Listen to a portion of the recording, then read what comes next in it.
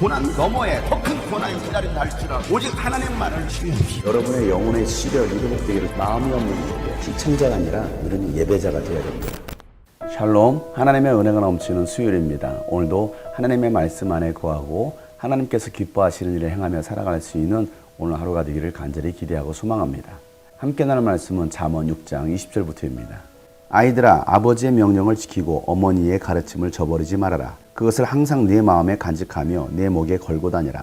내가 길을 갈 때 그것이 너를 인도하여 주며 내가 잠잘 때에 너를 지켜주고 내가 깨면 너의 말벗이 되어줄 것이다. 참으로 그 명령은 등불이요 그 가르침은 빛이며 그 훈계의 책망은 생명의 길이다. 이것이 너를 악한 여자에게서 지켜주고 음행하는 여자의 홀리는 말에 내가 빠지지 않게 지켜준다.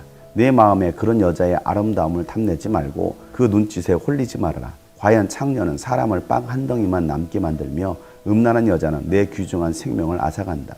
불을 가슴에 안고 다니는데 옷이 타지 않을 수 있겠느냐? 숯불 위를 걸어 다니는데 발이 상할 수 있겠느냐? 남의 아내와 간통하는 자가 이렇다. 남의 아내를 범하고서도 어찌 무사하기를 바라겠느냐? 도둑이 다만 허기진 배를 채우려고 훔쳤다면 사람들은 그 도둑을 멸시하지 않을 것이다. 그래도 훔치다 들키면 7배를 갚아야 하고 심하면 자기 집에 있는 모든 재산을 다 내줘야 할 것이다. 남의 아내와 간음하는 사람은 생각이 모자라는 사람이다.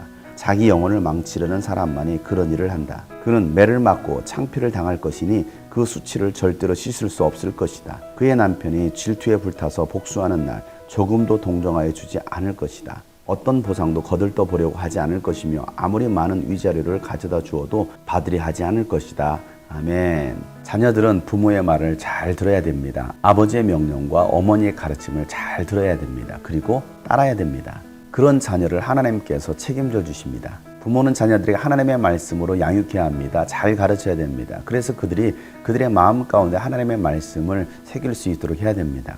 그렇게 말씀을 붙들고 살아가는 자녀들을 주님께서 그의 가는 길을 지켜주십니다. 잠잘 때도 지켜주시고 깨어날 때도 주님은 말벗이 되어주시면서 자녀들과 함께 하십니다. 하나님의 명령은 등불입니다. 우리를 밝혀주는 빛이 되시는 것입니다. 훈계의 책망이 당시에는 아플 수 있겠지만 결국은 그것이 생명의 길이 되는 것입니다. 그래서 자녀들은 부모의 말을 잘 들어야 되고 또한 우리도 하나님의 말씀을 잘 듣고 마음에 새겨야 되는 것입니다. 오늘 말씀은 음행하는 여자를 피하라는 것입니다. 남의 아내를 탐하지 말라는 것입니다. 간음하지 말라는 것입니다. 음란한 여자가 남자를 유혹해서 넘어갔을 때에 그 당시는 즐거울지 모르겠지만 결국에는 모든 것을 잃어버리게 될 것입니다.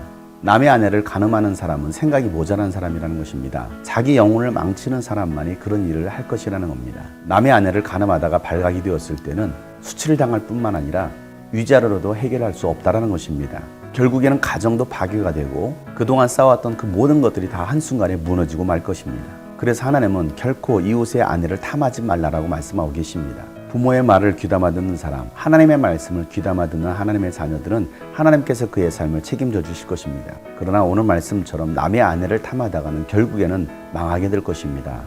오늘도 이 말씀을 마음에 새겨두고 하나님의 말씀을 등불로 삼는 저와 여러분 되시기를 주의 이름으로 축복합니다. 샬롬.